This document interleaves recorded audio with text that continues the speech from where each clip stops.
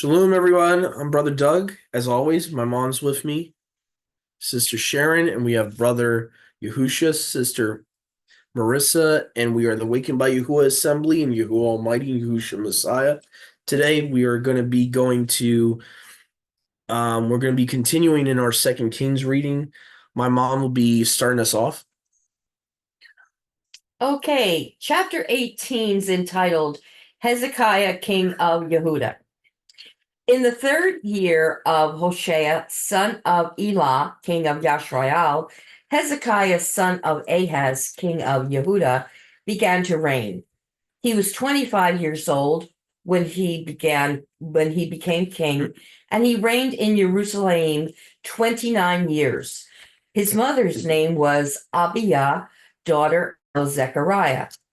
He did what was right in the eyes of Yahuwah, just as his father David had done. He removed the high places, smashed the sacred stones, and cut down the Asherah poles. He broke into pieces the bronze snake Moshe had made, for up to that time, the Israelites had been burning incense to it. It was called Nahushtan. All right. Hezekiah trusted in Yahuwah, the Eluah of Yashrael. There was no one like him among all the kings of Yehuda, either before him or after him. He held fast to Yahuwah and did not cease to follow him. He kept the commands that Yahuwah had given Moshe, and Yahuwah was with him, and he was successful in whatever he undertook. He rebelled against the king of Assyria and did not serve him. From watchtower to fortified city, he defeated the Philistines as far as Gaza and its territory. In King Hezekiah's fourth year, which was the 7th year of Hoshea, son of Elah, king of Yashrael, Shalmaneser, king of Assyria, marched against Samaria and laid siege to it. At the end of 3 years, the Assyrians took it. So Samaria was captured in Hezekiah's 6th year, which was the 9th year of Hoshea, king of Yashrael. The king of Assyria deported Yashrael to Assyria and settled them in Hala, in Gozan, on the Habor River, and in towns of the Medes. This happened because they had not obeyed Yahuwah their Eluah, but had violated his covenant, all that Moshe, the servant of Yahuwah, commanded. They neither listened to the commands nor carried them out. In the 14th year of King Hezekiah's reign, Sennacherib, king of Assyria, attacked all the fortified cities of Yehuda and captured them. So Hezekiah, king of Yehuda, sent this message to the king of Assyria at Lachish: I have done wrong, withdraw from me, and I will pay whatever you demand of me.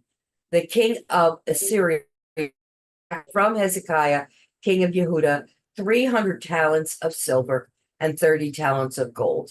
So Hezekiah gave him all the silver that was found in the temple of Yahuwah and the treasuries of the royal palace. At that time, Hezekiah, king of Yehuda, stripped off the gold, which he had covered the doors and doorposts of the temple of Yahuwah, and gave it to the king of Assyria. The king of Assyria sent his supreme commander, his chief officer, and his field commander with a large army. From Lachish to King Hezekiah at Jerusalem, they came up to Jerusalem and stopped at the aqueduct of the upper pool on the road to the washerman's field. They called for the king, and Eliakim, son of Hilkiah, the palace administrator, Shebna, the secretary, and Joah, son of Asaph, the recorder, went out to them. The field commander said to them, Tell Hezekiah, this is what the great king, the king of Assyria, says. On what are you basing this confidence of yours? You say you have strategy and military strength, but you speak only empty words. On whom are you depending that you rebel against me? Look now, you are depending on Egypt that splintered reed of a staff, which pierces a man's hand and wounds him if he leans on it. Such is Pharaoh, king of Egypt, to all who depend on him.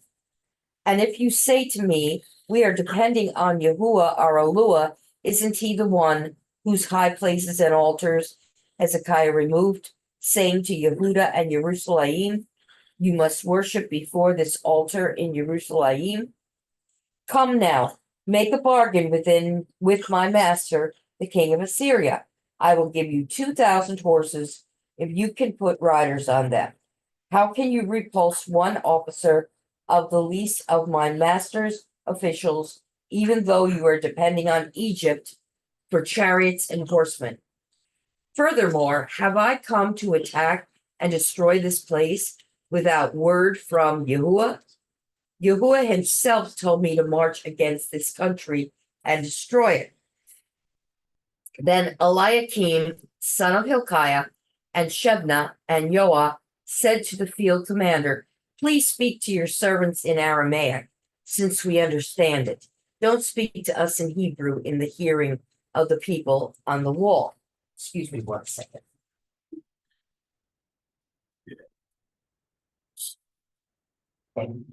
Yeah. But the commander replied, was it only to your master and you that my master sent me to say these things, and not to the men sitting on the wall?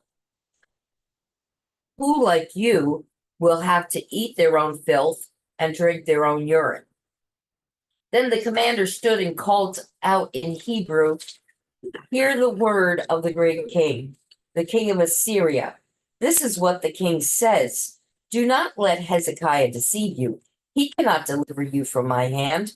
Do not let Hezekiah persuade you to trust in Yahuwah, when Yahuwah will surely deliver us, will not be given into the hand of the king of Assyria. Do not listen to Hezekiah. This is what the king of Assyria says. Make peace with me and come out to me. Then every one of you will eat from his own vine and fig tree and drink water from his own cistern, until I come and take you to a land like your own, a land of grain and new wine, a land of bread and vineyard, honey. Choose life and not death. Do not listen to Hezekiah, for he is misleading you when he says, Yahuwah, the mighty one of any nation, has delivered his land from the hand of the king of Assyria. Where are the mighty ones, and where are the mighty ones of Sepharvaim, Hena, and Yeva? Have they rescued my hand? Who of all the mighty ones of these countries have been able to save his land from me? How then can Yahuwah deliver Jerusalem from my hand? But the people remained silent and said nothing in reply, because the king had commanded, do not answer him. Then Eliakim, son of Hilkiah, the palace administrator, Shebna, the secretary, and Joah, son of Asaph, the recorder, went to Hezekiah with their clothes torn and told him what the field commander had said.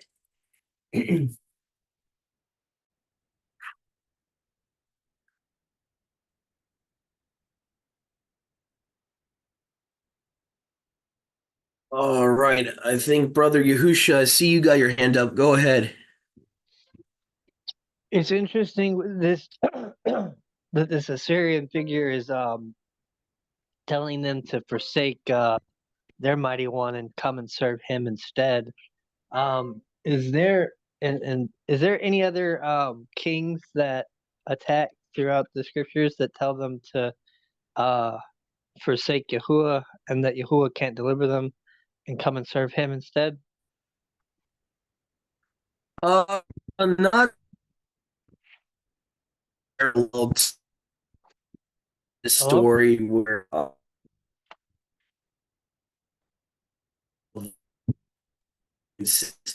Okay. why should I let his people go? He says, "Why are you going to be idle and serve you rather than serving me?" So it's like it's somewhat similar, not the exact words, but it's a similar situation where you have this heathen king that's like an anti-Messiah character that is, basically trying to get the Israelite from serving Yahuwah. So I would say, yeah, there's like definitely one other instance. I forget exactly what Sennacherib, the guy who succeeds this guy, does. Sennacherib was pretty evil as well. He's the one that actually, encounters Yahusha pre-incarnate later on. After this, you'll see Sennacherib becomes the next king of Assyria, and he becomes the who is foreshadowing Asher or Nimrod later on. And so, yeah, I would say there's definitely the king of Egypt at the time of the Exodus was definitely similar to this guy's character. Definitely, I wouldn't say maybe not exact, but pretty similar. So, yeah, this guy's definitely being influenced by Satan. I think this guy, and I don't know if it's in this chapter, but he ends up even like calling you one of the idols of nations. Mm. This king here, I'm trying to remember his name. What was his name in this chapter? The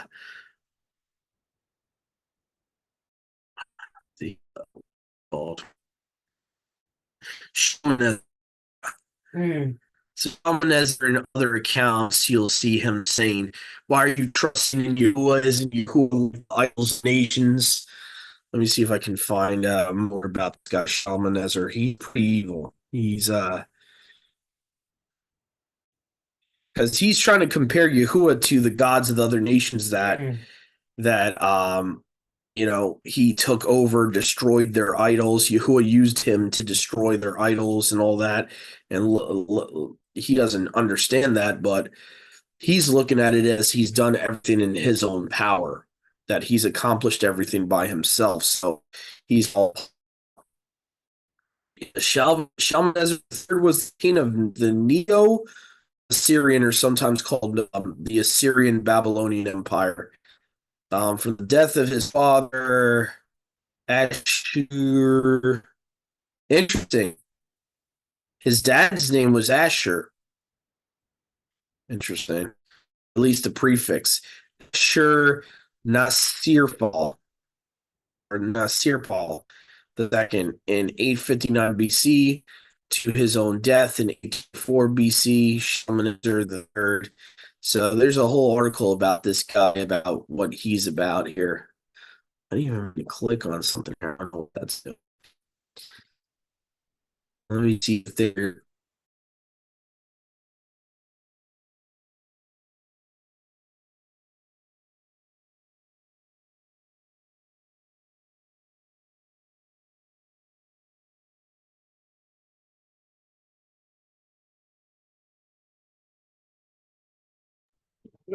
I think Doug dropped out.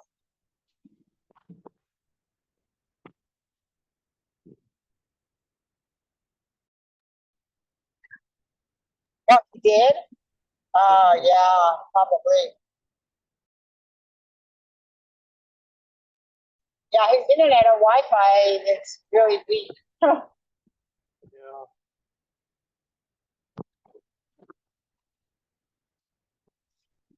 It's still recording, but somehow it's recording when he's doing the one doing the recording.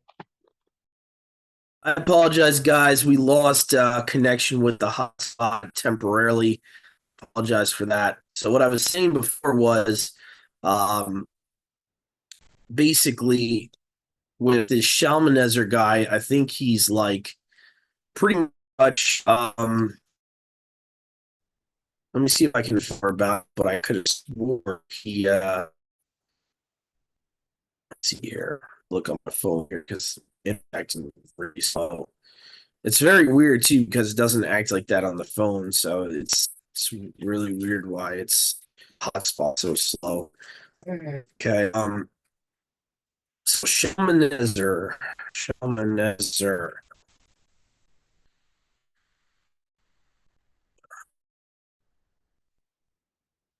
Come on. He's so slow, dude. There's something wrong with the internet. It is like really, really slow.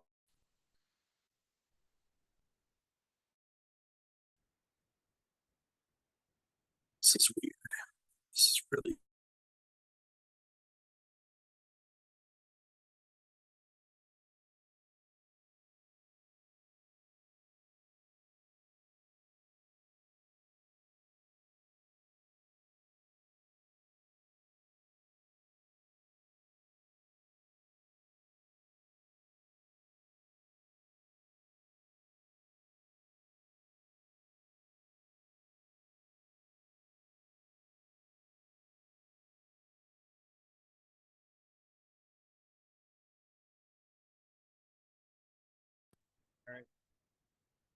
I apologize again, guys. Really, the connection is very horrible today, man. It's almost like someone is trying to screw us up. All right, so what I was trying to say here about Shalmaneser. Okay, this is weird. So, wow, our Ethernet Wi-Fi connection works better than the hotspot. Okay, that's strange. I'll have to note that for future use. So if you connect a peer-to-peer, it's actually better than the hotspot. That's interesting. Okay. All right, so this guy here, this is what I was talking about from before. Let's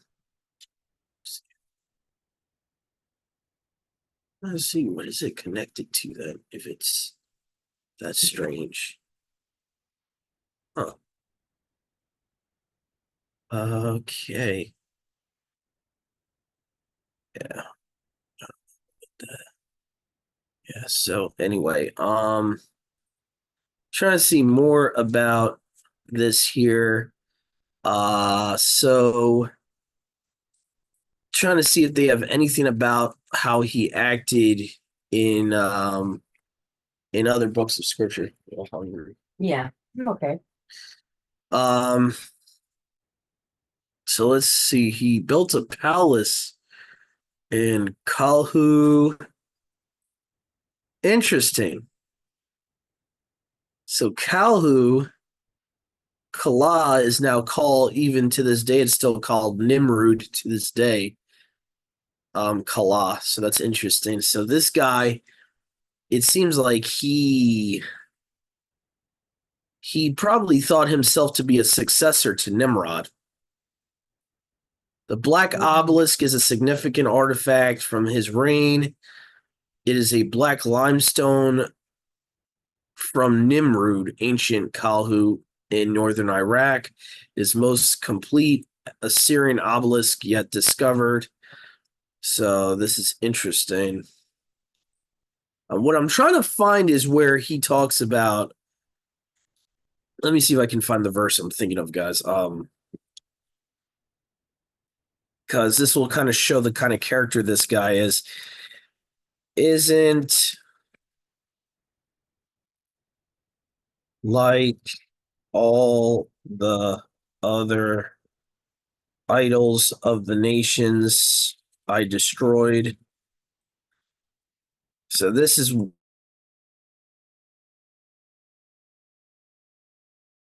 Oh, come on now.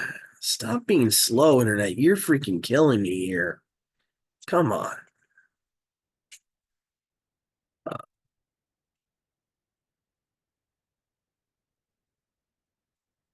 Trying to see here.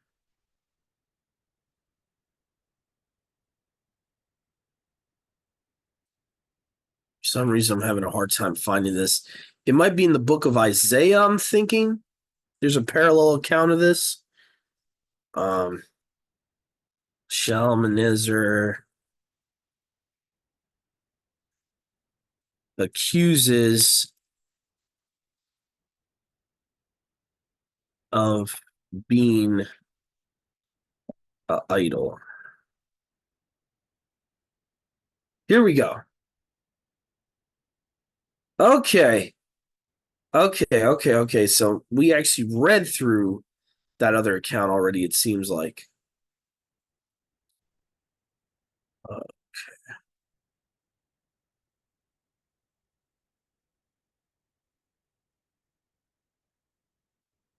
Let me see what they have to say there. Can we go under? All right. Anyway, if I do find it, guys, I'll let y'all know. But there is a specific account of how this guy was basically deterring Yashrael from serving Yahuwah, even saying, Yahuwah is not going to save you from me. So this guy was definitely like tight. So it seems like Sennacherib takes over at some point Mhm.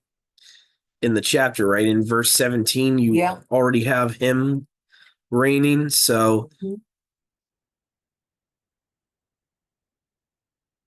yeah, this guy was puffed up.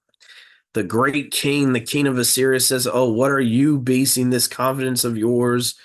You have counsel and might for war, but you speak only empty words. On whom are you depending that you rebel against me?" So he's even considering them trusting in Yahuwah as empty words. Look, guy, now you are depending on Egypt, the splendor. We are depending on Yahuwah, our Elohim. Isn't he the one? See, this is what is verse 22 is what I was talking about. We are depending on Yahuwah, our Elohim. Isn't he the one whose high places and altars Hezekiah removed? So this guy is accusing Yahuwah of being Baal, essentially. Mhm. Saying to Yahuwah in Jerusalem, you must worship before this altar in Jerusalem. So this guy is like referring to like all the idols that Jeroboam made, Yeah. and he's trying to claim that Yahuwah is the same deity as those idols. So yeah, this guy was very blasphemous. So that's pretty much all that happens here in chapter 18. You have a lot of that, but I would say, yeah, like I said before, if you read the Exodus story, the Pharaoh in that Exodus is very similar to Shalmaneser, and we see here his I guess you would call the guy that is taking over after him. Sennacherib is just as evil as well. And yeah, so Sennacherib is, by the way, the guy in the book of Micah. Well, not the book of Micah, but I think later on in Isaiah, he's the one that what is it, 80,000 of his soldiers got I killed? think so. Yes. Yes. 80,000 of his soldiers got killed by Yahusha like at once. So then he kind of flees away. He decides not to. Sennacherib decides, okay, I'm not going to fully go into Jerusalem because this guy, he thinks he's just a regular messenger, but Mhm. Yahusha pre-incarnate kills like 80,000 of his men at once, and he's like, okay, this guy's gonna kill me too. So he ends up scurrying away. And so let's see. See if there's anything else here before we go to chapter 19. Okay, Hebrew, the word Greek.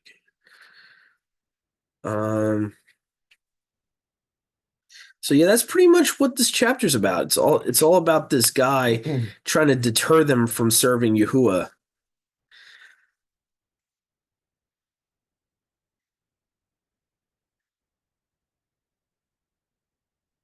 Yeah.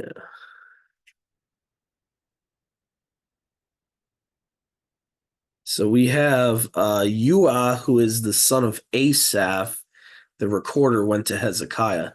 So I wonder what a recorder would that be? Would that be like a scribe? Or would that be more of like a chronicler, a recorder? I guess that would be someone like, how kings would have these people that recording documents and they would, record history. And, even in that Ten Commandments movie, the Right. Pharaoh says to the one guy, he's like, let it be written, Yeah. let Let it be done. it be written, let it be done, remove Masha's name from our history. Mhm. Go ahead, brother. I wonder if it was one of those ones that, you put the little tape in and you click record. Oh, we're playing word games here. Or remember the label maker? Yeah, people out there don't know about that. A lot of millennials don't know about that. The Yeah. recorder, Yeah. the yeah. cassettes, they don't know much about that, or the 8 tracks. Yeah. What other ones? What was the one that spins? Oh, well, that was the actual record. Record player, yeah. Yeah, see, I don't even remember what they're called because that was way before my time, the record player. Mhm. Yeah. So anyway, but yeah. So, one other thing I did want to mention, they kind of gloss over here Nehushtan. Nehushtan, by the way, was the same bronze Oh yeah. seraph or snake on a pole that you see in Numbers. I think it's Numbers 21, if I'm not mistaken. It's the same exact one. So what happened was later on, Yahuwah commanded Masha to make this pole in Numbers 21. Eventually, that pole becomes a idol. Mhm. It was supposed to messianically foreshadow that Yahusha is taking our sin, that's represented by the Nakash, the Seraph, on a pole Mhm. upon himself, our sins upon himself on a stake, an upright pole. That's what it was supposed to symbolize, what later became called Nehushtan. They took it, made it into an idol around the time of Jeroboam. So now this thing that was supposed to symbolize Yahusha dying and taking our sins upon himself on that tree, now that symbol has become an idol. Kind of similar to the Christians, how the Christians take the cross, made it into an idol. It's kind of the same thing. Like you'll see in certain homes that we've all had, we used to have the cross on the wall or a golden cross or a wooden cross. So now that became an idol. It's almost the same exact thing. So, but yeah, for those of you that want to know where I'm getting this from, that it symbolizes Yahusha and the crucifixion, that Nehushtan originally was supposed to symbolize.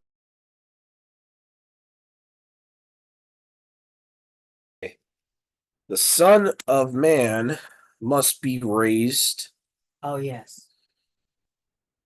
be raised like the serpent Mhm. St. John. was raised by Moses.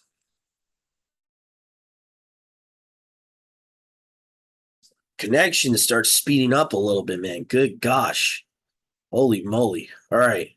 John 3:14. Mhm. Yeah.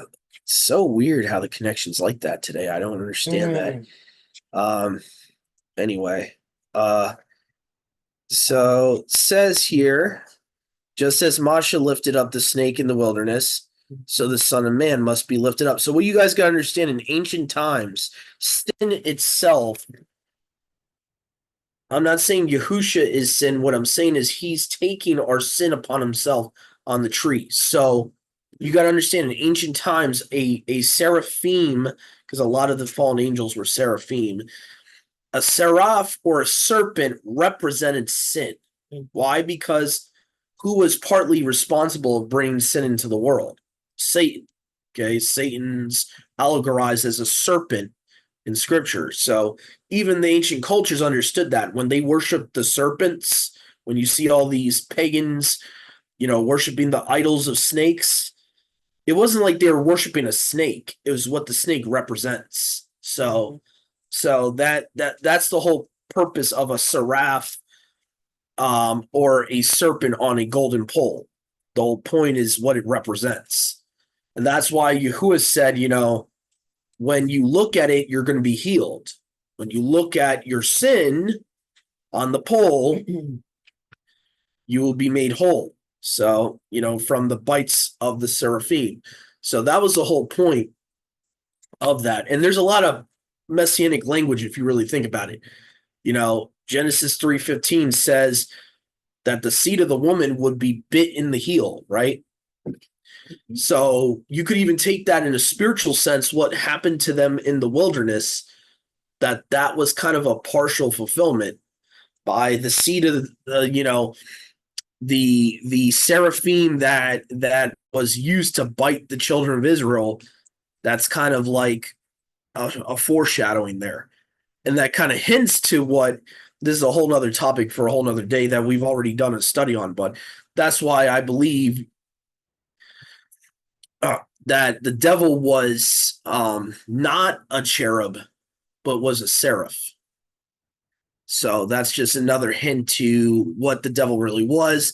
Even the word Nehushtan, what's interesting about that, if you take the prefix of Nehushtan, you have Nahash, the Nahash that was in the garden. So even if you do that, you can kind of see where the whole seraphim connection to Godriel, Satan, came from.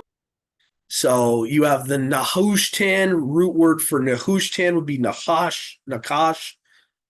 So they're even when they named that idol, they were naming that idol after the shining one, the Nakash, the shining one. So it's ironic what they turned that into. They turned something that was supposed to represent Yahusha, foreshadowing Yahusha taking on our sin on the pole.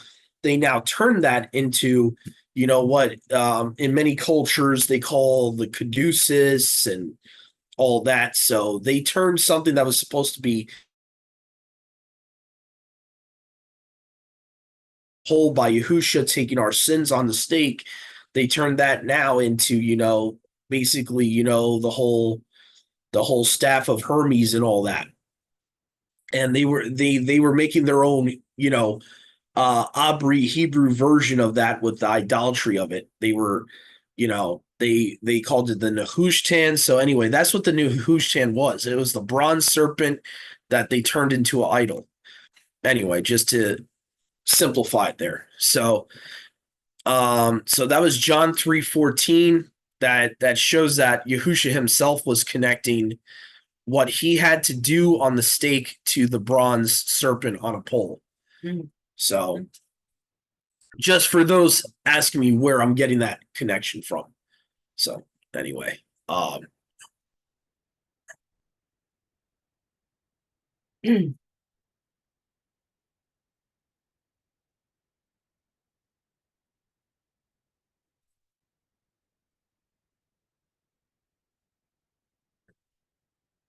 right. So I think we got chapter 19?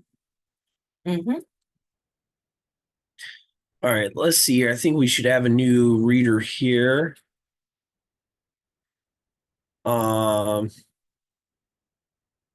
See, Sister Marissa, are you able to read chapter 19 for us?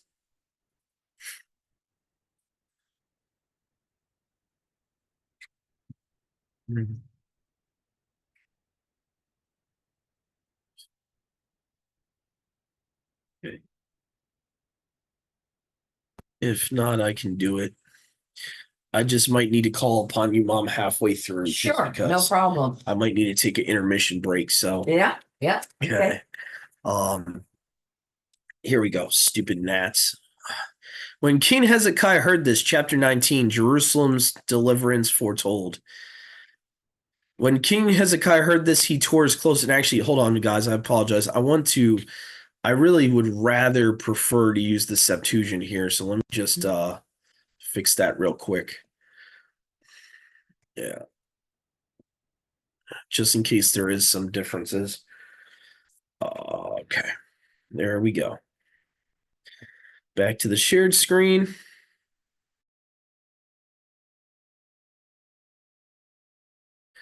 And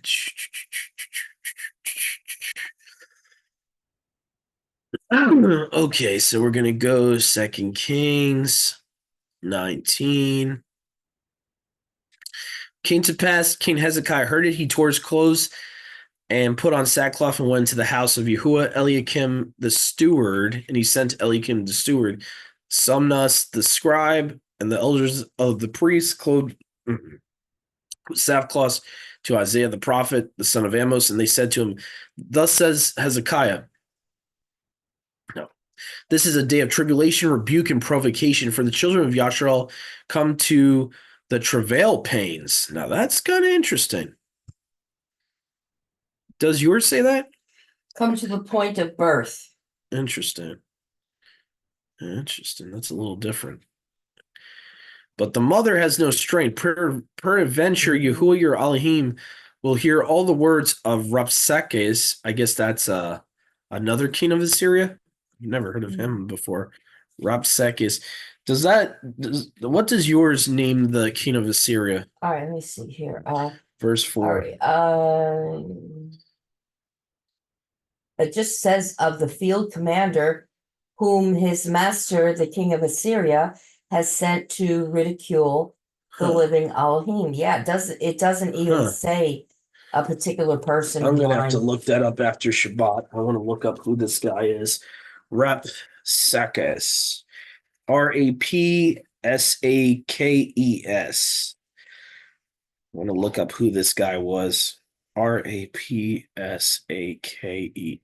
Rapsakes, who the king of Assyria, his master. So Rapsakes is supposed to be the actual servant of the king of Assyria. Okay. Mhm.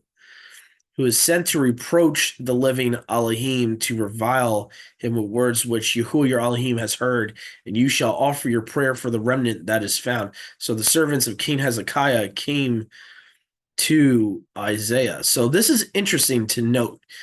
Isaiah is actually around this time period. So let me see here. So this verse 5 mentions Isaiah. Okay. So that would be interesting. So make a note of that for my future readings when I'm reading Isaiah. I should be doing 2 Kings 19 along with it. Be not afraid of the words which you have heard, wherewith the servants of the king of Assyrians have blasphemed. Behold, I send a blast upon him, and he shall hear a report and shall return to his own land. I will overthrow him with the sword of his own land. So Rapsakes returned and found the king of Assyria warring against Lumna, for he heard that he had departed to Lachish, or from Lachish. He heard concerning Taraka, king of the Ethiopians, saying, behold, he is come forth to fight with you. No.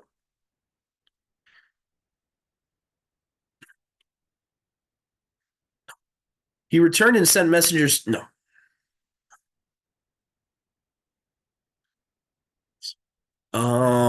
To Hezekiah. So he sent messengers to Hezekiah saying, let not your Elohim on whom you trust encourage you, saying, Jerusalem shall not be delivered into the hands of the king of the Assyrians, into the hands of the kings of the Assyrians.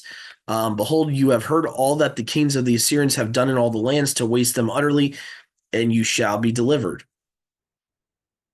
Have the gods of the nations at all delivered them, whom my fathers destroyed, both Gozan, Haran, Raphes, sons of Eden. Supposed to say Eden. Yeah, I think it's supposed to say Eden, who were in Tarts. Then. Okay. Where is the king of Hamath and the king of Arpad? Where is the king of the city of Sepharim and Anna and Abba? Okay.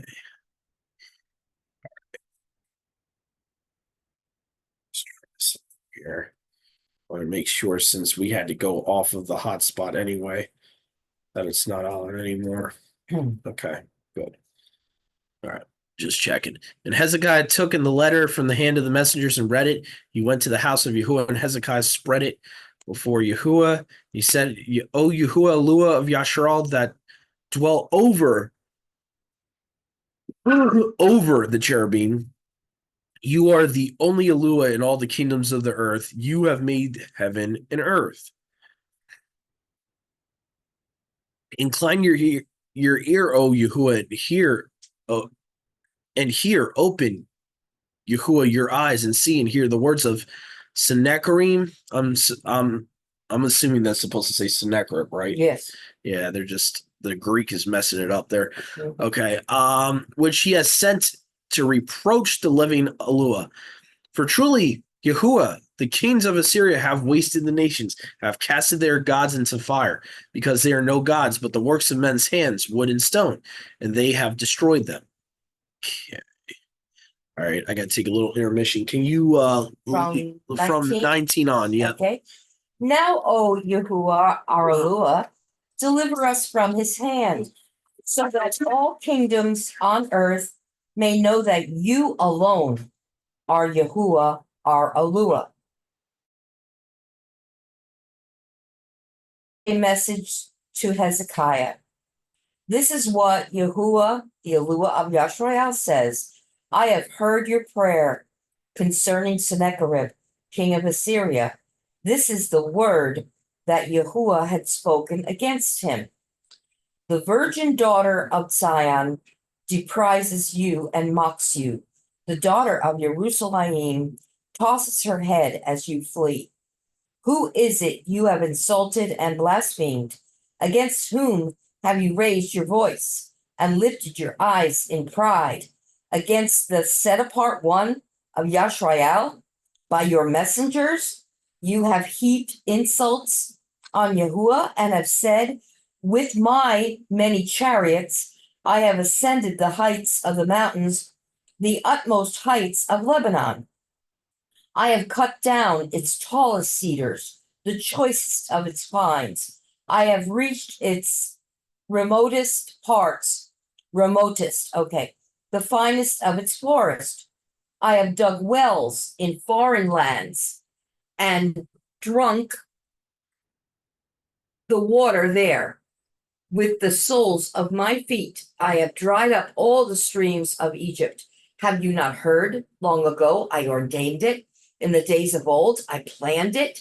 Now I have brought it to pass that you have turned fortified cities into piles of stone. Their people, drained of power, are dismayed and put to shame. They are like plants in the field, like tender green shoots. The grass sprouting on the housetops scorched before it grows up. But I know where you stay, and when you come and go, and how you rage against me. Because you rage against me, and your insolence has reached my ears, I will put my hook in your nose and my bit in your mouth, and I will make you return by the way you came. This will be the sign for you, O Hezekiah. This year you will eat what grows by itself, and the second year what springs from that. But in the third year, sow and reap, plant vineyards and eat their fruit. Once more, a remnant of the house of Yehuda will take root below and bear fruit above. For out of Jerusalem will come a remnant, and out of Mount Zion a band of survivors. The zeal of Yahuwah Almighty will accomplish this. Therefore, this is what Yahuwah says concerning the king of Assyria. He will not enter this city or shoot an arrow here. He will not come before it with shield or build a siege ramp around it, against it. By the way that he came, he will return, and he will not enter this city, declares Yahuwah. I will defend this city and save it for my sake, and for the sake of David, my servant. That night, the angel of Yahuwah went out and put to death 185,000 men in the Assyrian camp. When the people got up the next morning, there were all the dead bodies. So Sennacherib, king of Assyria, broke camp and withdrew. He returned to Nineveh and stayed there. One day while he was worshiping in the temple of his mighty one, Nisroch, his sons Adramelech and Sharezer, and of Ararat, and Esarhaddon, his son, succeeded him as king. Man, it really rots to have your own sons doing it, huh? Oh boy.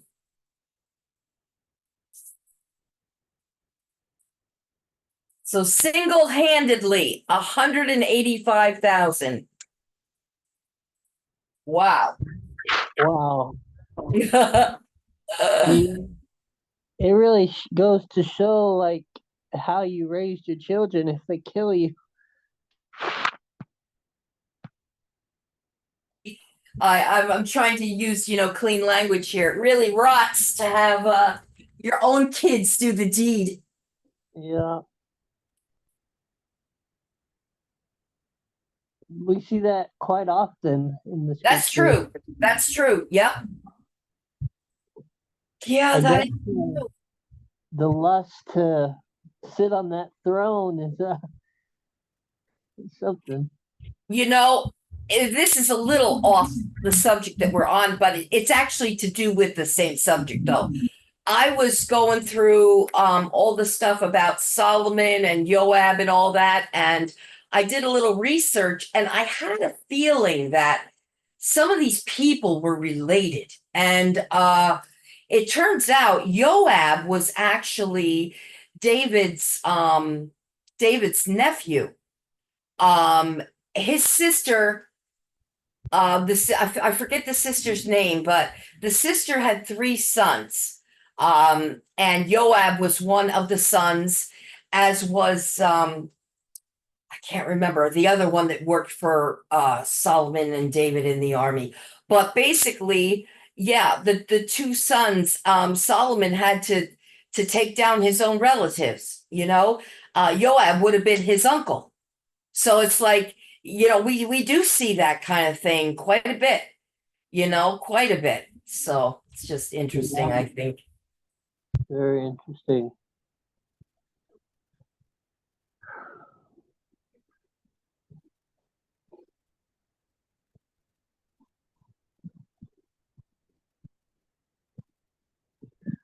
I was just thinking it's got to be pretty low to backstab your own brother, your own uncle, because David would have been his uncle, and to go and backstab him and Solomon and try to put the other son in place of king, and it's like, wow, man, there was like they didn't hesitate to just do it to right to the family. It's like right there with the family. Unbelievable. Yeah, I couldn't even imagine often. I mean, this is, I mean, it's just amazing to me. I mean, David's blood sister, and her 3 boys, and 2 of them, worked for you for 30 years and then stabbed you in the back. It's just, it's amazing to me how you see this. But I guess a lot of this went on because it was not uncommon for families to be in like David's brothers. I read in one place, I forget where, but David's brothers were in the army. And so you've got all this I guess it's more common.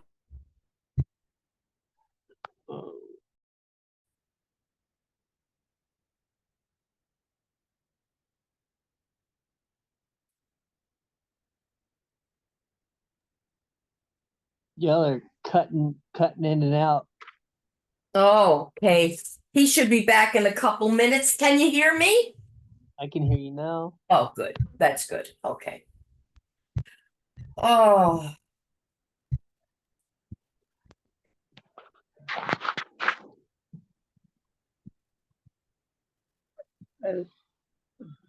I'm so glad it's Shabbat because I'm just Yeah.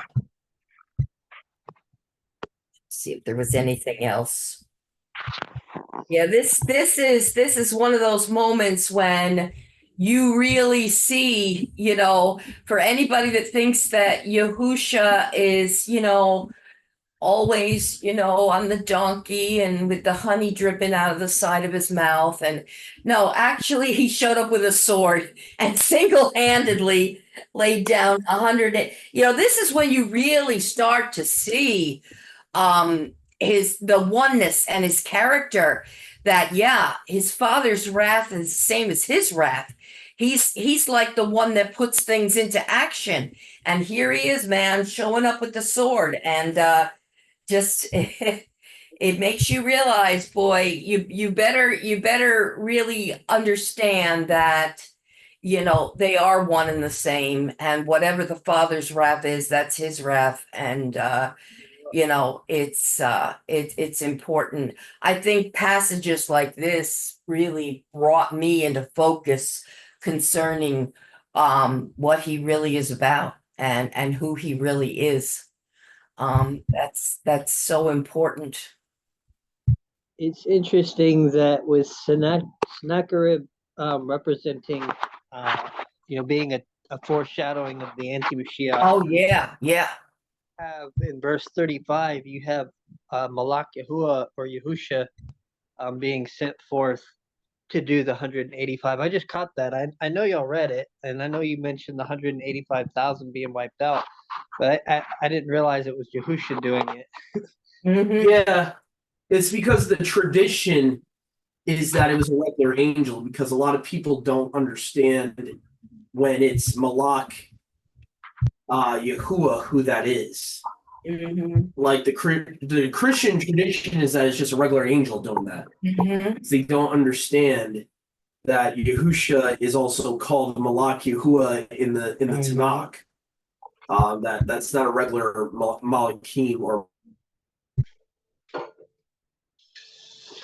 there, because not everyone has the understanding that Malach Yahuwah is Yahusha pre-incarnate.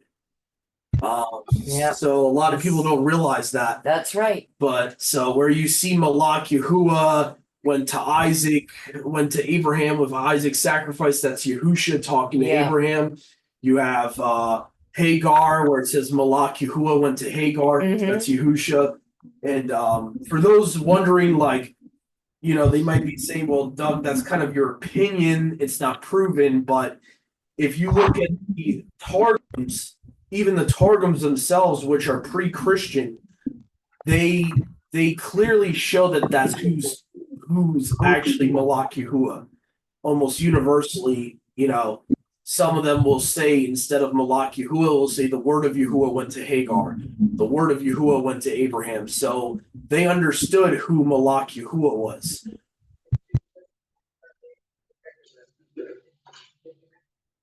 Came and said who he was, and those that rejected him, they felt the need, not to get into a whole other rabbit hole, but they felt the need to have to create this Metatron character to replace him. They knew who Yahusha was and who he was claiming to be.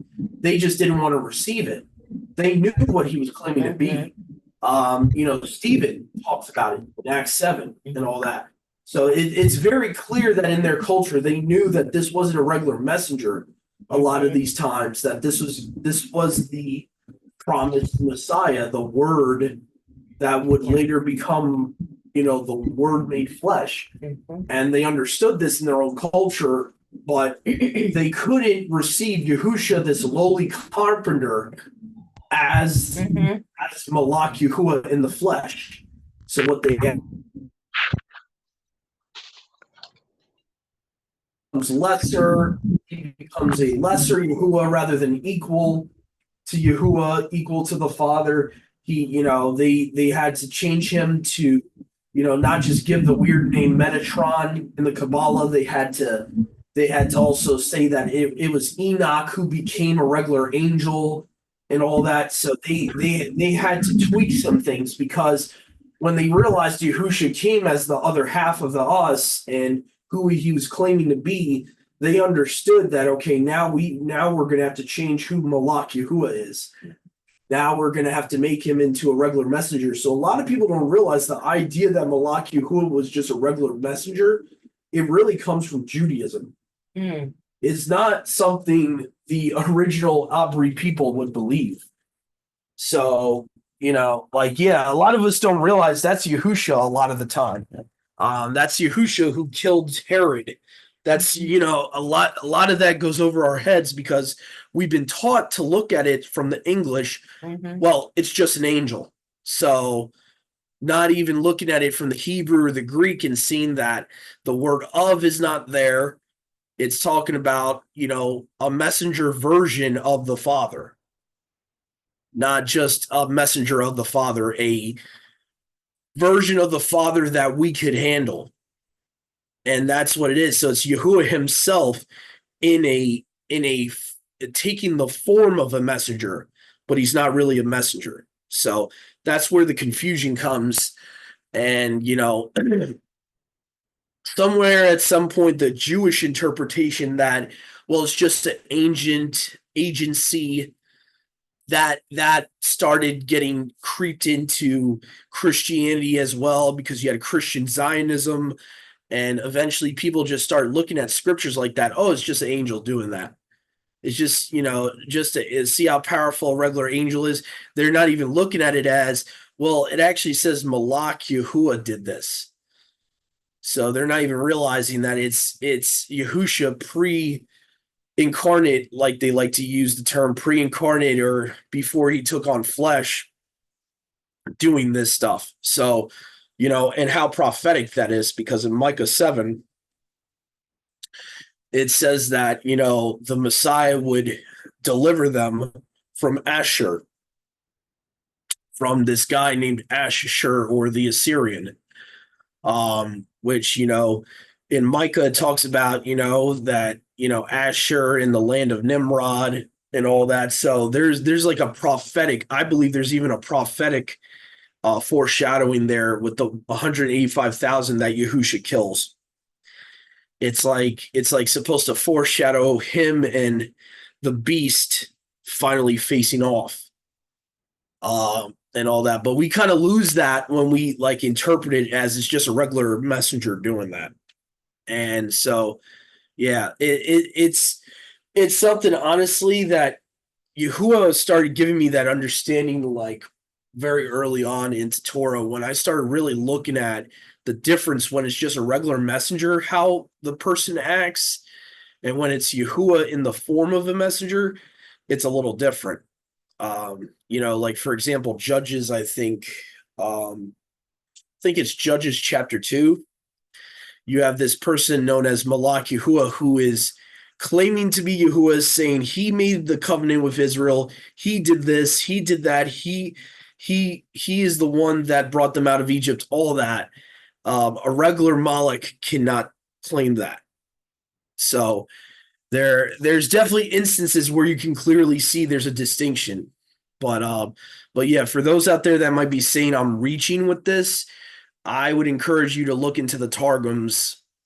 Every time it says, in the English, the angel of Yahuwah, you'll start seeing that it will paraphrase it as Dabar Yahuwah. So, mind you, these guys were not even believers in Yahusha, a lot of these guys that wrote the Targums, yet they understood that Malach Yahuwah was not a regular messenger. That, but anyway, so that there's a whole convoluted thing though with that, with modern day Judaism and what happened with that. And, because they didn't want to receive Yahusha in the first century, what eventually happened, and, how you eventually get this, false Metatron character. I like to call him the counterfeit, the in place of fake Yahusha. Which actually, that's what anti means, by the way. If you look at the Greek word for antichrist, it can mean in place of, to replace. So the spirit behind the whole Metatron thing is a anti-Messiah spirit. But anyway, yeah. So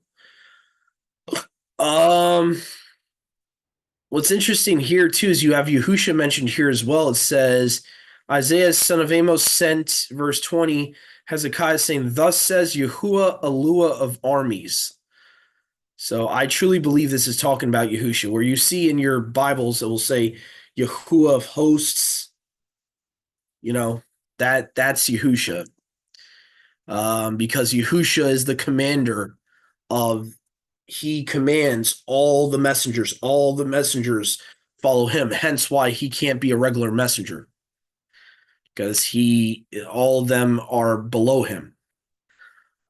So yeah, you can even go, most Bible programs will show you, yeah, this is a specific title, specific combination name, Yahuwah of armies. So, and it talks about all of that. It talks about how the first time you see Sabaoth is in Genesis 2:1, where it talks about all the all the armies of heaven were created finally. They were finished. Genesis 2:1, Isaiah 45:12. So, according to this commentary, they believe it's supposed to it's used to express Yahuwah's great power. I would somewhat agree, but I think it's much more than that. It's saying that he commands all the messengers. So anyway, but there's a lot of hints of Yahusha in this chapter here. So, but yeah. Okay, concerns Sennacherib, king of the Syrians.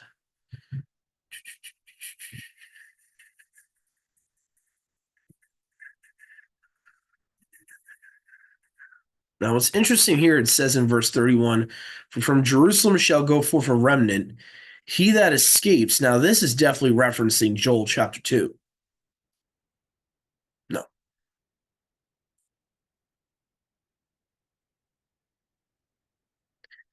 No. So it says, no. He that escapes from the Mount Zion, the zeal of Yahuwah of armies shall do this. So that's interesting. Does yours say seal or zeal? I know certain versions will say seal. Just see here.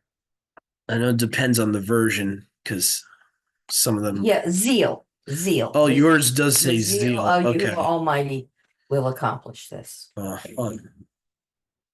So what's interesting too is this is talking about the same event as I believe it's future. This is like end times here. It's talking about those that escape. Why do I believe that? If we go to Joel chapter 2, I'm going to show you guys why I think verse 31 here is talking about end times and not their captivity at that time. Joel 2.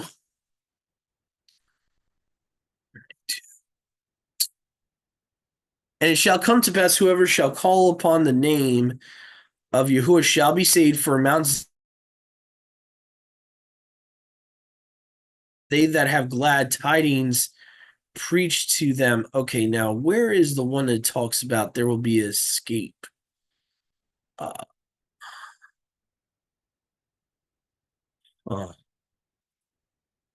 Maybe I'm thinking of another verse. Let me look at something here. Sometimes I gotta search it on the My Sword. Sometimes it's not showing it.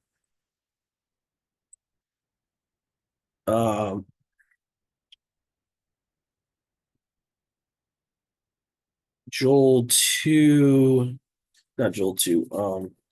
We go to the magnifying glass here. All right. Oh, yeah, I'm looking. Thanks. Yeah. I'm gonna go with that. Okay.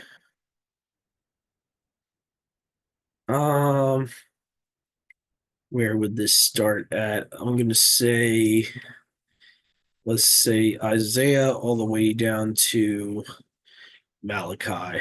I know it's in one of those books, those that escape.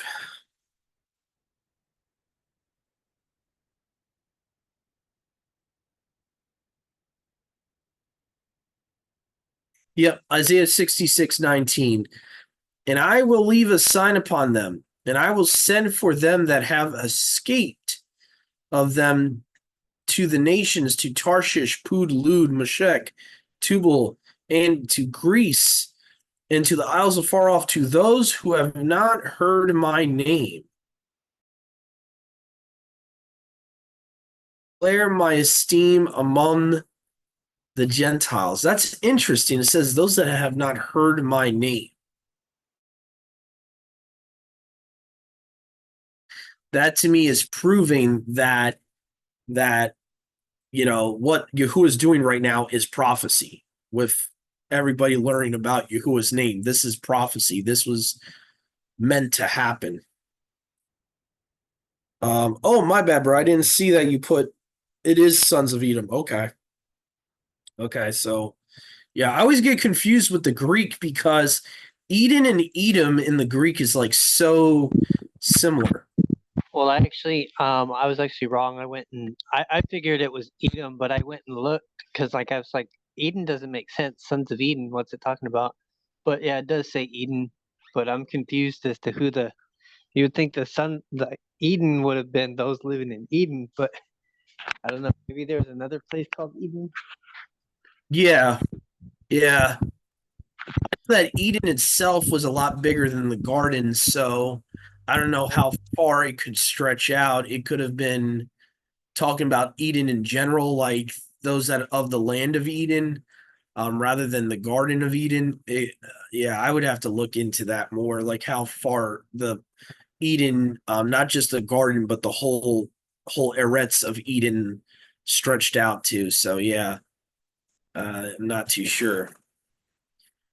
So, but while my mom was away, I found out there is scripture talking about those that escape, that the remnant will be those that escape. Mhm. I think Zechariah 14 might also talk about it. So there's multiple places talks about the remnant that Yahuwah is going to save in the end are those that are escaping Jerusalem. They're escaping the Magog war, essentially. Let me see if I can find this as well. Yeah. What I should just look for is let's I see. believe I asked this question already, but I'm not sure if I did. Gog, is that Russia really, or is it Magog? No? None? No, I don't think it's Russia. I think they're guessing, like, because Russia would have came who Gog is. I don't think there's ever any proof that it's Russia. I would have to look at exactly where those. I would have to first go back to Genesis 11 and look back into where those nations actually geographically they would have went out to. But I don't think Russia would actually match that. I don't think. I don't. It's. I mean, it's possible. It could be. I guess because Russia, does come from JPEF and all that, but I think at best it's a probability rather than a definite. Like people that teach it as doctrine, I think is very dangerous Mhm. because you're really just going on basic like tradition that it's Russia. Like Christians have been taught it's Russia without no backup. They've been taught it because that's what's been regurgitated to them. Same thing with I had to unlearn this like pretty recently, a couple of years ago, that the lion with the eagle's wings cannot be. You cannot spiritualize that as America. That there's a lot of traditions we have that we've been raised with, and a lot of us, I think, we get it from the Seventh-day Adventists because they're the biggest with this stuff. They'll say the bear with the ribs in his mouth is Russia. They'll say, Yeah. the line with the eagle's wings is America. And so they try to modernize what Daniel was being shown back then. The thing was, historically, Daniel would have been shown nations that existed back then. So it's impossible to modernize it. Mhm. So, for example, the lion with the eagle's wings, to this day, you can go to Iraq, and that symbol is still their symbol. But brother, doesn't it say that it's for a future date though? Yeah, but that doesn't mean the nations change. Doesn't mean you change the countries that were originally in that vision.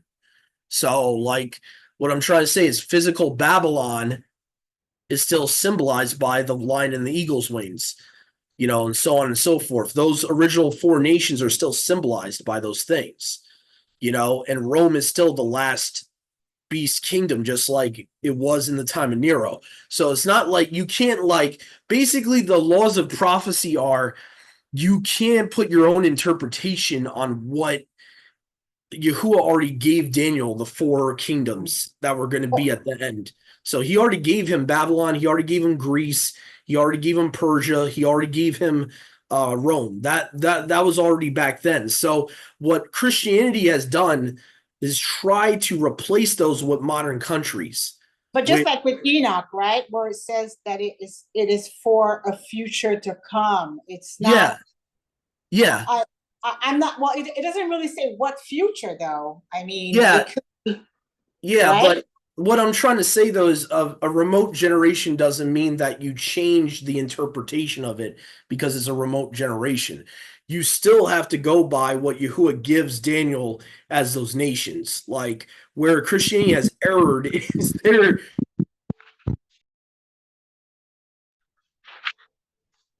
they're basically like it's almost like conspiracy theorist way because and I'm guilty of this. I'm being honest with you guys. I was guilty of this and I repent of it. The idea that Britain and America together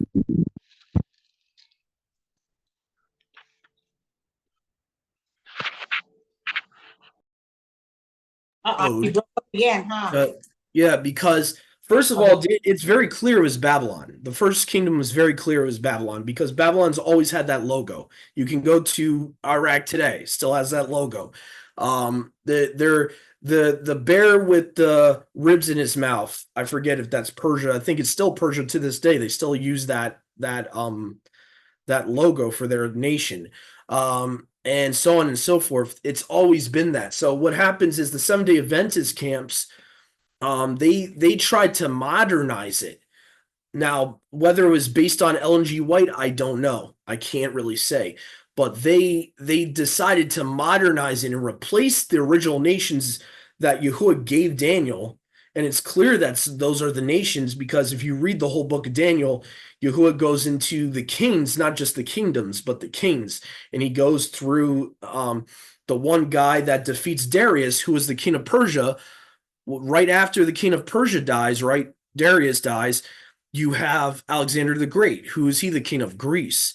So you have if you read the whole book of Daniel in context, it's not like asking you to guess who the nations are.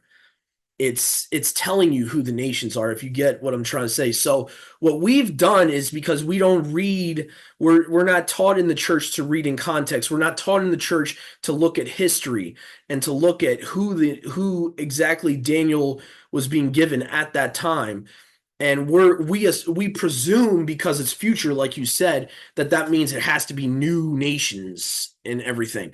That's like I said, a presumption at best.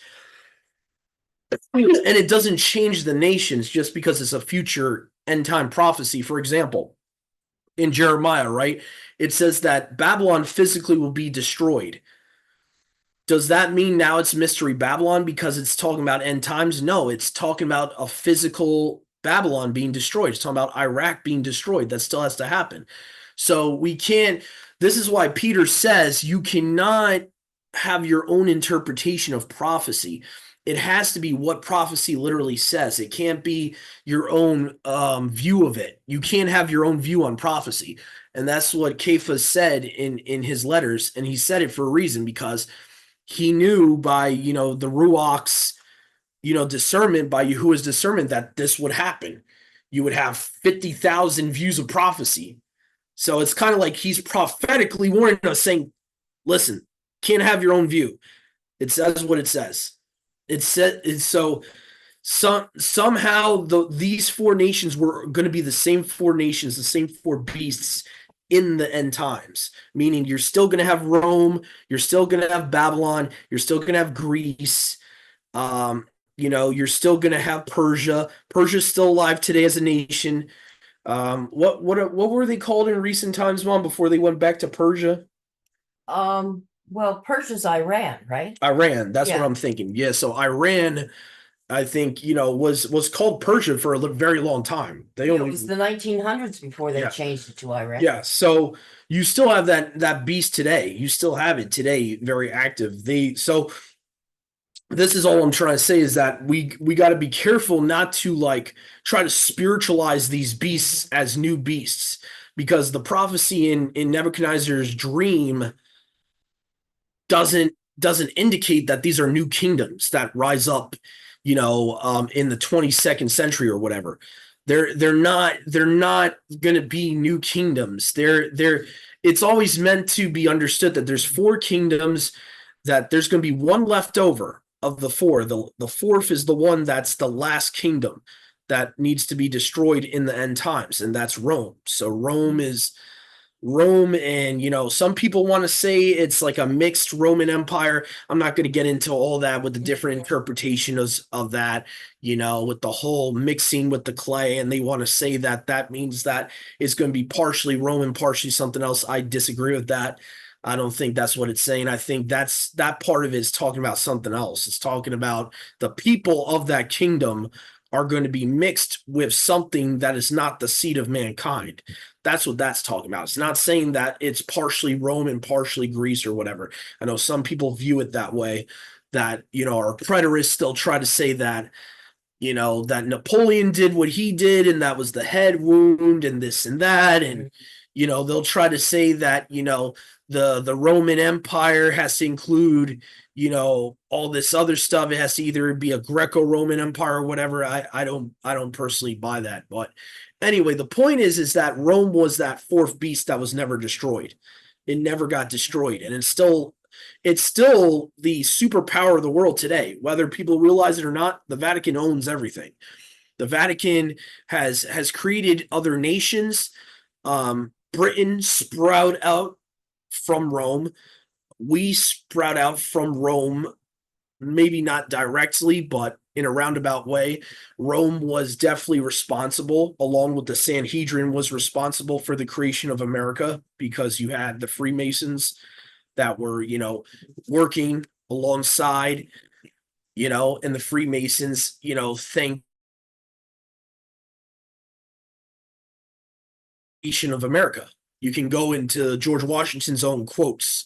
He talks about it. And a lot of those Freemasons were kind of hand in hand with the Vatican behind the scenes. A lot of people don't know about that, but the Vatican's responsible for the most of these modern nations, and most of them are her daughters. You can see it at their Capitol buildings. The Capitol building for America looks like, I forget, what do they call it? The Parthenon, or it looks like the,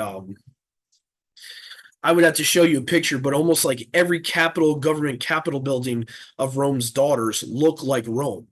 They have similar structures. It's like very intentional, and then you have obviously all the obelisks around the world at their government buildings. That's all on purpose. Okay. So just to explain, it's exactly the same four nations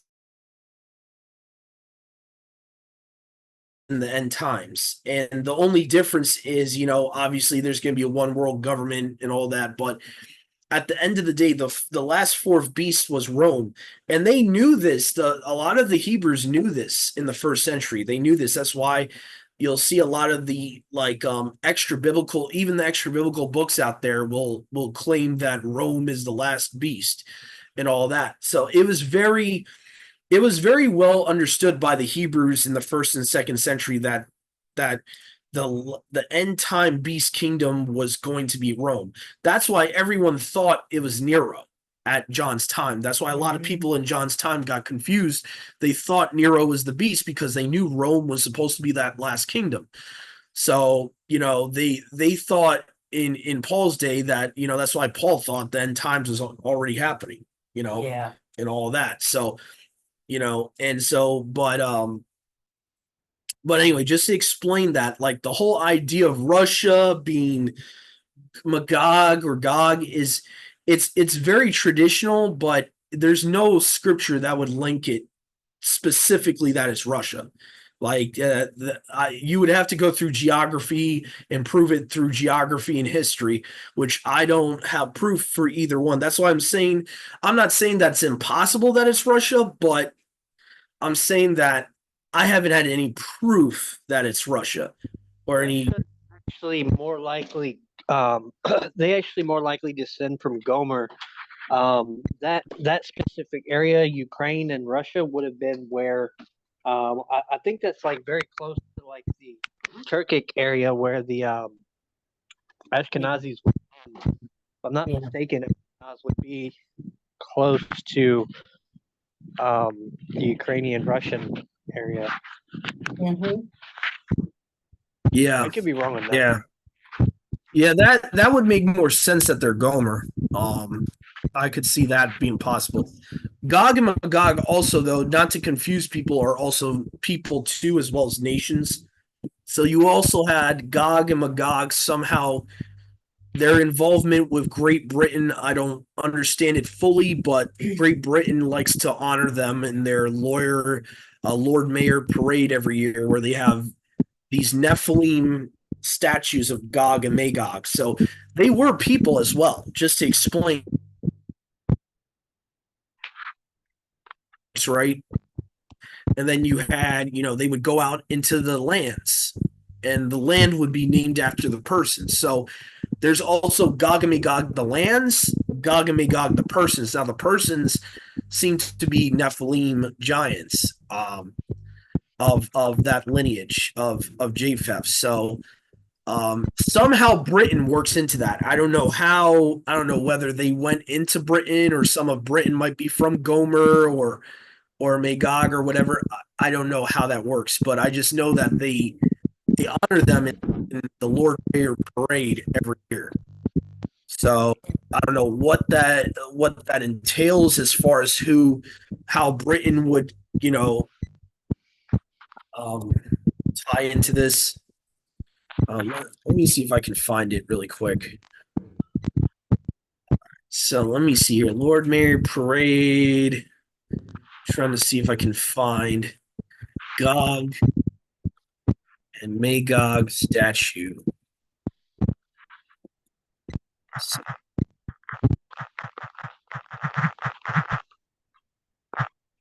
yep, here we go. And you can kind of see here. So you got the Gog and Magog statues right here.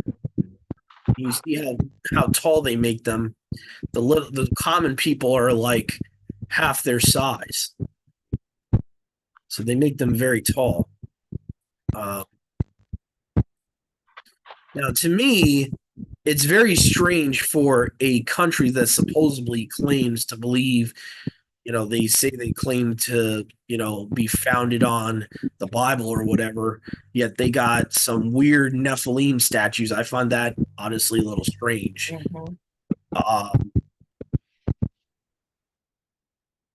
Not only that, they also have that Would look like- nebula statue that they put on the water, and they do this thing for the nebulous. Hmm. In England. I never heard of that. Oh, Some land where it's like someone made a sculpture of a giant rising out of the abyss. I remember Rob Skiba showing that one country had that. So there's a lot of countries that do that. They seem to idolize the giants. oh no, England has this thing where they have the nebulous god on a boat. Okay. Nebulous. water. Okay.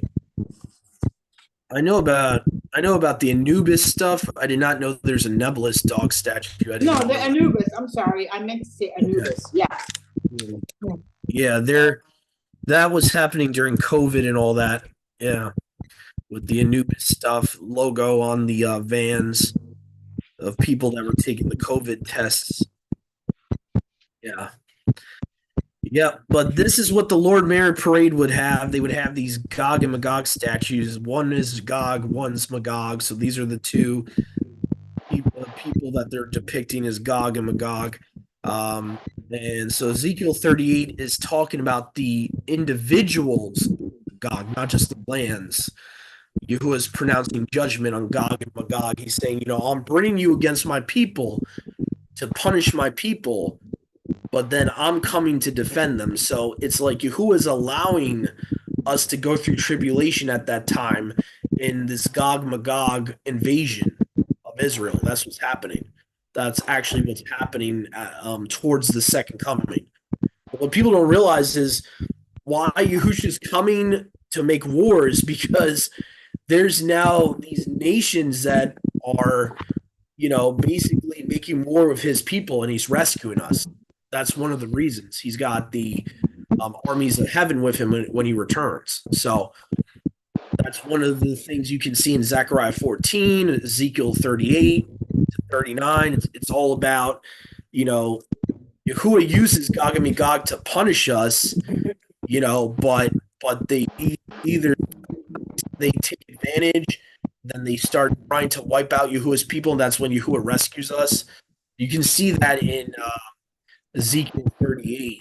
That's what's going on there and all that. Where Yahuwah says, I'm going to send you, but I'm going to rescue my people. Where he talks about it here, I will gather you, all your armies, horsemen, all your breastplates with a great multitude, shields and helmets. And this kind of gives us who's actually going to be part of that Gog Magog war. There's specific nations. It's Rosh, Meshech, Tubal. All these guys are from Japheth. All these guys from this lineage are from Japheth. So, and you have, talks about the end of many years. Shall come to a land that is brought back from the sword.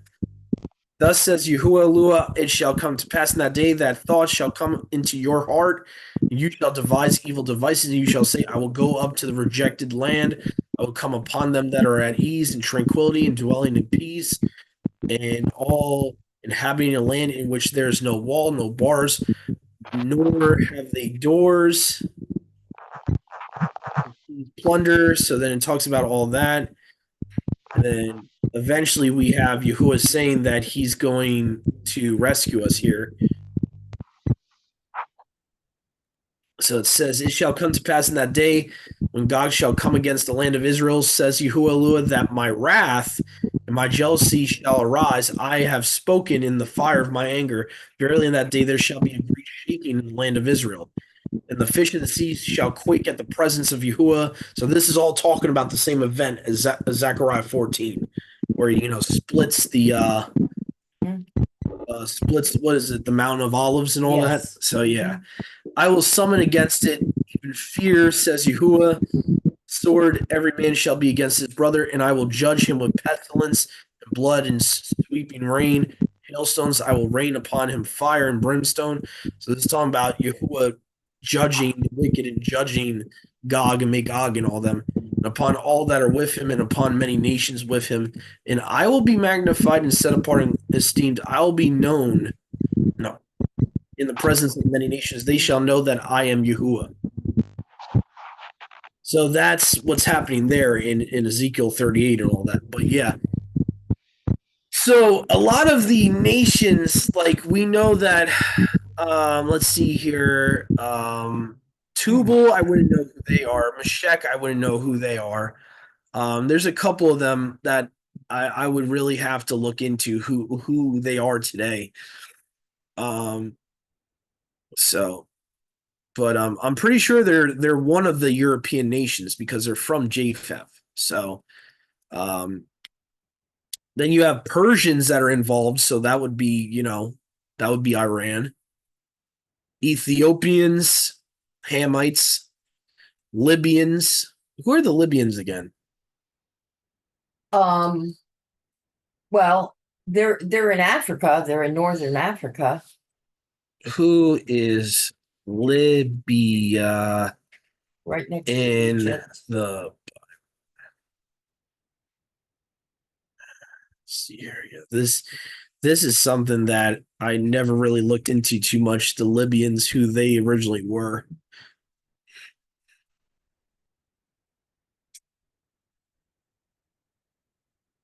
All right. Well, anyway. Oh, go ahead, brother. I didn't see your hand was up. Go ahead. It's all hand. Okay. So yeah, that's a lot of speculatory with those nations because unless we really know, unless I really get more geographical information about those nations, I don't want to guess and misguess on who they are. We just know that they're going to be, gathered against Israel in the end times. They're going to be gathered, the Ethiopians, Persians, Libyans, all those with Rosh, Meshech, and Tubal and Gog and Magog are going up against Jerusalem. It seems like they're from the north, most of them that are from that are from Japheth's lineage are coming from the north. Oh, go ahead, bro. Libya, they put a possibility as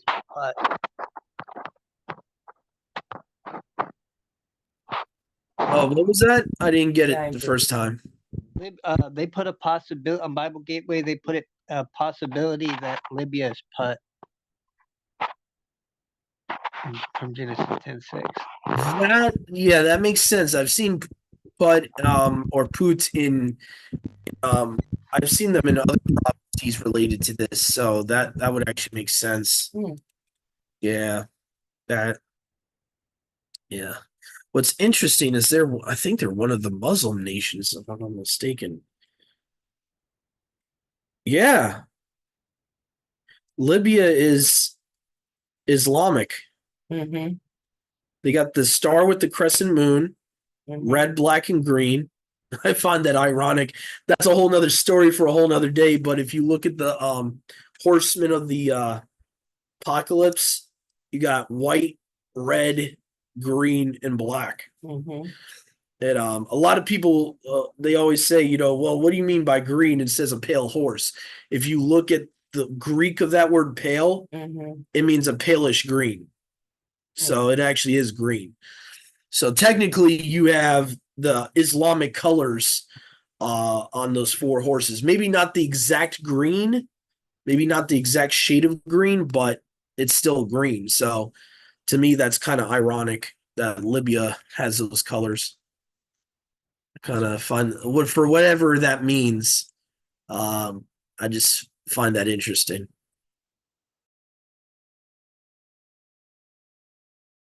So,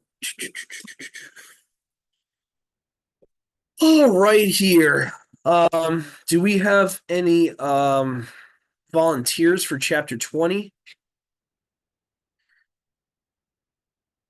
Let's see here. Yeah, I can read chapter 20. Okay, cool. All right. Let me see here. Can you put it up for me so I can read it off of your screen?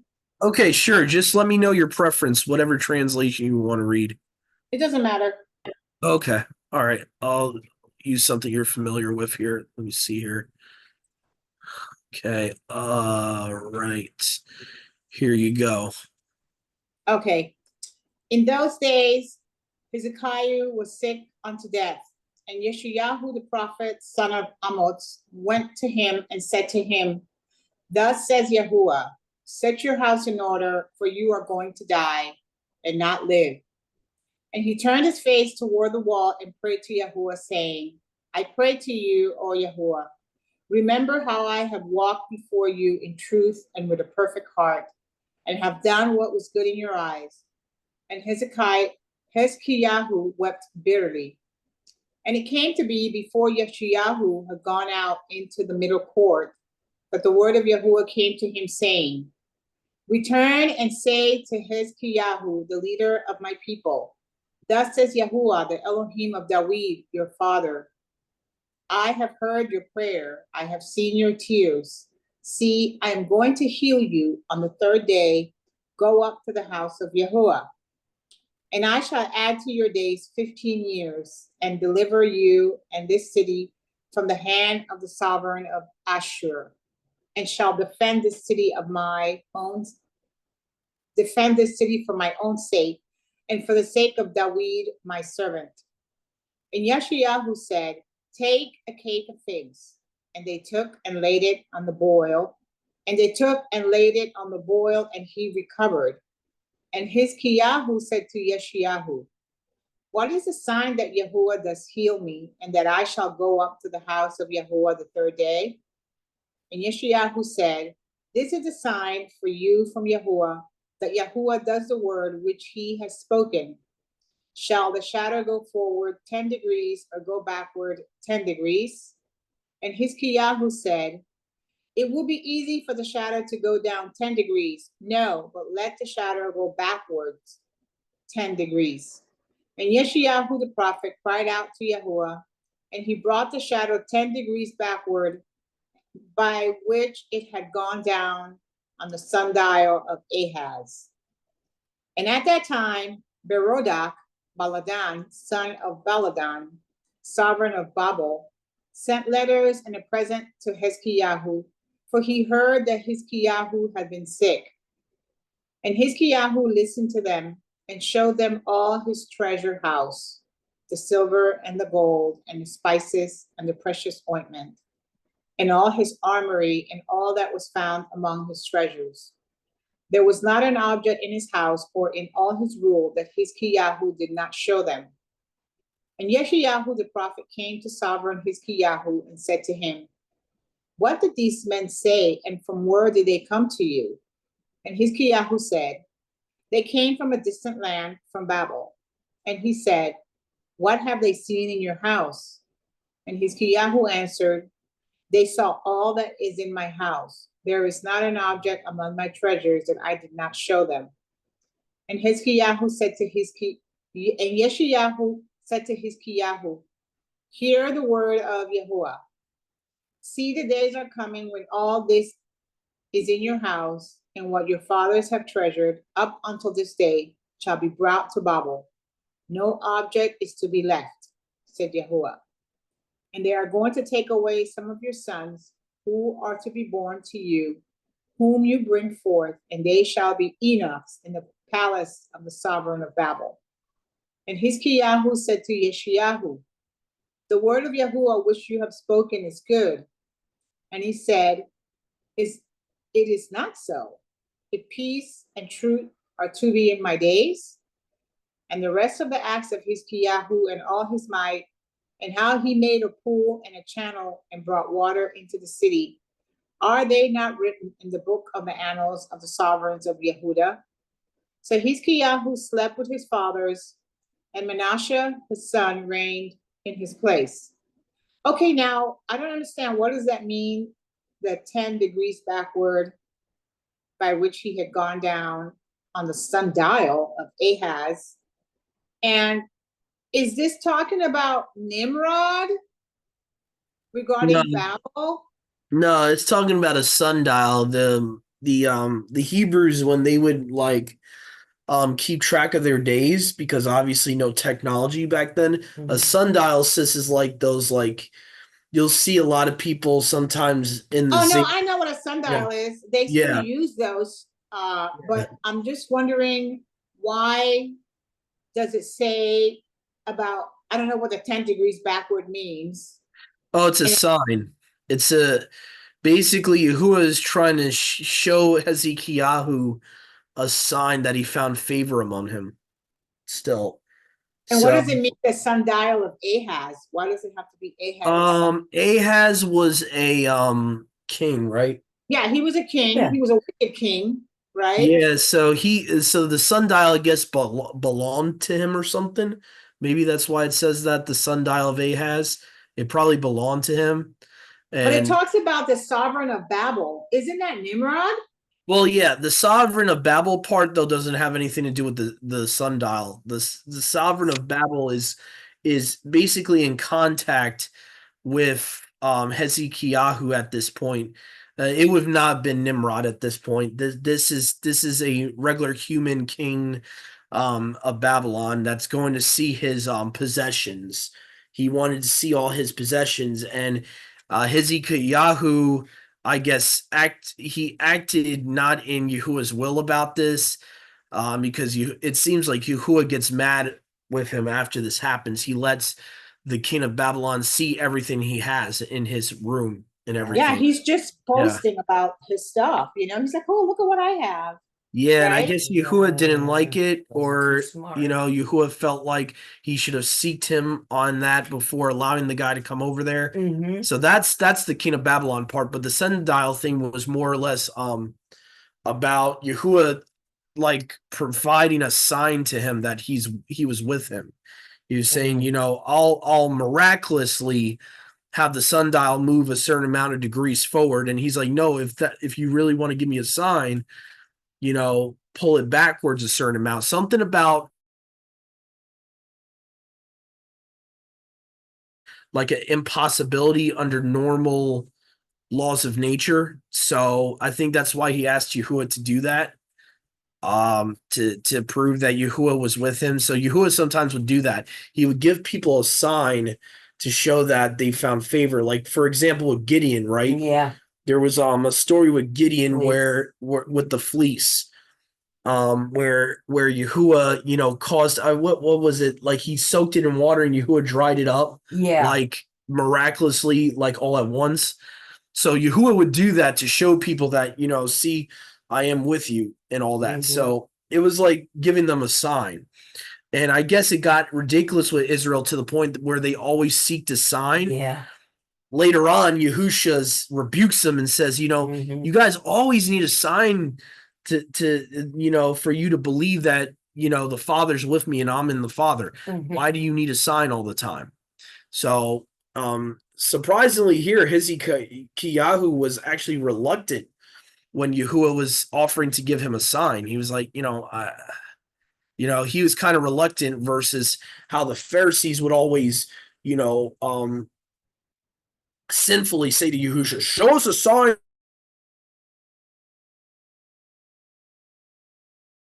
You wicked generation, you always seek a sign. Nice of that Jonah.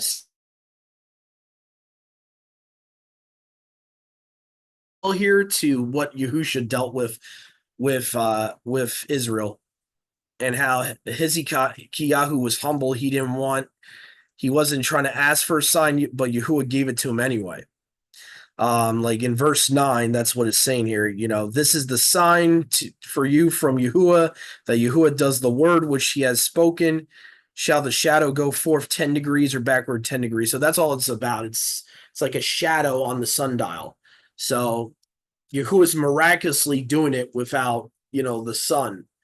So that's kind of what's going on with there. But yeah, we don't really use, I know a lot of us don't use a sundial today, but there's some out there that still do it. Mhm. Some out there that you know, still use the sundial for the calendar and all that. But yeah. Yeah, so that's what's going on with that. But so I think this is like Hezekiah's death actually. So I think so and it's talking about, isn't it written in the annals of the king of Yehuda? Annals is the same thing as Chronicles. So Mhm. anyone that's wondering, it's talking about the book of Chronicles. And oh boy, now we got Manasseh coming up. Yeah. Yeah, this guy Yeah. was Yeah. he's like the opposite. If I was to give a parallel to Solomon from King Manasseh, Mhm. he is the opposite parallel. He started off very wicked in his youth, wicked, you know, the majority of his reign. And then according to the prayer of Manasseh, towards the end of his life, he repented. So it was like almost a direct opposite situation versus King Solomon. So Solomon started off as righteous, and then in his old age, he started getting very, very wicked because of his wives. So, you know, so anyway, but yeah, that's Manasseh is a very, very, very wicked king. He was a Yeah. very wicked king that you know, learned his lesson at the end of his life. But yeah, so anyway, well, everyone that's going to see this on YouTube and all that jazz later, I just want to thank you guys for tuning in. Thank you guys for fellowshipping with us today. If anyone's seeking fellowship, please feel free to reach out. I just wanted to say to people that used to have me on Facebook, feel free to reach out to my new account. That old account got stolen, and you know, there's nothing I could do about it. So that old account will probably eventually, at some point, I'm assuming, Facebook will just deactivate that old account because no one's going to be using it. You know, and all that. I got hacked. So my new account out there will be just Douglas Bonensegna. What you got, you know, you see my name here. Instead of Doug, it will say Douglas Bonensegna. So feel free if you guys want to refriend me. If not, not a big deal. Yahuwah willing, I'm not planning on being on Facebook for forever anyway. But anyway, you guys can reach out to me on Facebook. you can reach out to me in all my other platforms that I have linked to our YouTube page, whether it's Instagram, minds.com, MeWe, any of those, you can reach out to me on there if you guys are looking for fellowship. So, and I think that's about it. So have a great rest of your day, everyone. Shabbat Shalom. Enjoy the rest of Yahusha's Shabbat, and see you next time. All right.